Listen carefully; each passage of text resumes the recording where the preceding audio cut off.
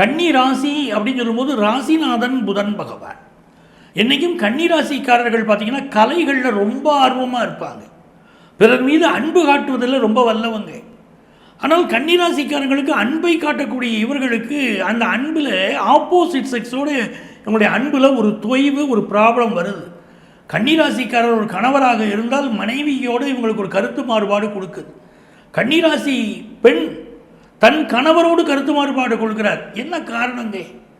கன்னிராசி அப்படின்னு சொல்லக்கூடிய கார்னர் ராசி, அதாவது மிதுனம், கன்னி, இந்த தனுசு, மீனம் என்ற அந்த 4 ராசி இருக்குது பாருங்க.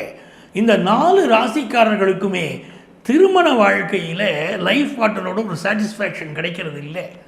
ஒரு ப்ராப்ளம் ஓடிக்கிட்டே இருக்குது லைஃப்பில் எப்போவுமே. அதை புரிஞ்சுக்கிட்டு தாங்க வாழ்க்கையை கொண்டு போகணும்.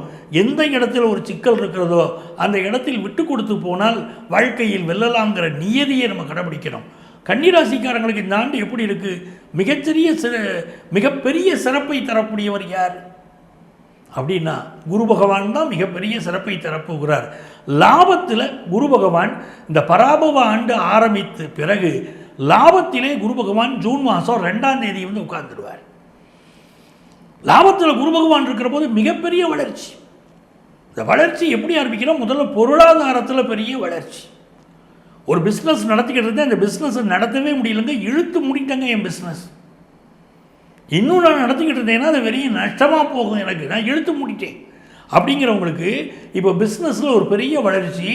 மூடி கிடக்கக்கூடிய உங்கள் பிஸ்னஸை திரும்பவும் எடுத்து நடத்தக்கூடிய வாய்ப்பு இப்போ வரும். அதில் நல்ல லாபமும் கிடைக்கும். ஆகவே பொருளாதார ரீதியாக உங்களுக்கு பெரிய வளர்ச்சி, பிஸ்னஸ் வளர்ச்சியை இந்த பராபவ தமிழ் புத்தாண்டு கொடுக்க போகுது.